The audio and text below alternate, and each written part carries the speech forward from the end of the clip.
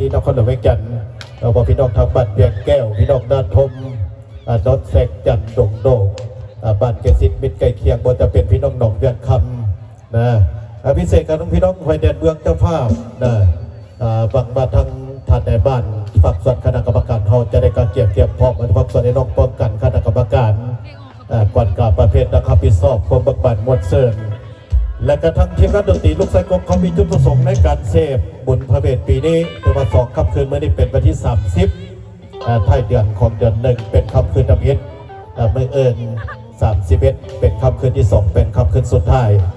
ประเด็นจะมาจัดหนักจะเต็มจากทีมงานลูกไส้กบมาที่จะทำข่าวพี่ๆน้องๆเขา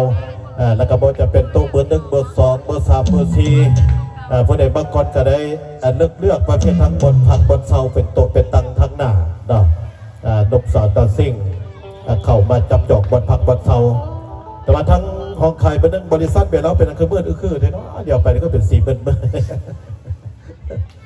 เพิ่มดอกไฟจะมาได้เพราะทั้งของขายบอนขายเบียร์กันเนี่ยว่าจะดอกเลี้ยวไปเพราะเห็นนาผู้สาวเพราะเห็นนั้นทั้งพนักงานขายเบียร์สิน้องก็จะใจดีว่าเสพเพราะเกิน3รอบมาโนด1แก๊สต้องมาสั่ทั้งดนตรีกันได้ขึ้นไฟแห้งบาดกันอะไรกันเนาะมาแล้วก็หยุดเสลิมทั้งทางสเปรทั้งของขายเฮามีเบียร์เย็นน้ำระดอกเครื่องกับของแก้มแซ่บเมื่อนี้ข้าพเจ้าผู้เวียงเสียรัตนำทีมงานเป็นพิธีกรจัดรายการนำพาทางพนักงานดนตรีลูกไส้ก๊อกก็จะเป็นมือกล่องเตอร์ลอยวงคนนี้ธรรมดาได้สายยามือกล่องในสายยามาเตอร์ลอยวงมาสั่นมันจะเป็นทั้งเบอร์คีย์บอร์ดจะเป็นทั้งมือโซโล่2-3 คนบก้าเอื้อยซื้อพวกนี้มันหนีหลายคนซื้อบก้าเอื้อยซื้อเป็นหนีครับเพราะขายเครื่องสั้นปักปุ่มเป้าในลูกหนีบ้านละเนี่ยไปเสพบ้านใดยืมเงินคันบ้านใดมีกุ้งไก่แฮกคัก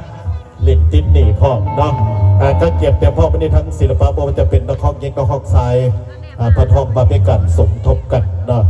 บางคนก็หักไปเลิกเวียกเลิกการบางคนหาคนกันหอดสันซุ่มเซลฮับปีฮับนอกอยู่ดังเงินดังซานก็เฮ็ดเซิร์นเนอร์อาบน้ำอาบทากินข้าวกินน้ำแล้วก็เข้ามามวนเซิร์นคนละป่อง2 ป่องคนละเครื่องแกะคนละแกะบ่จะมาแบบ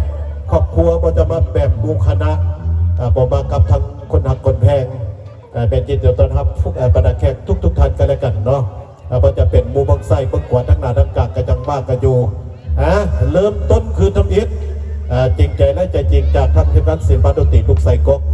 จะภูมิใจเสนอผลงานการเสพกันห้องกันล่องกันลำเข้ามาแล้วอยากให้ดึงใจมักเทคไหนบอกกันได้กับทีมงานลูกไส้ก๊อกยินดีตอบสนองทุกผลงานเพลง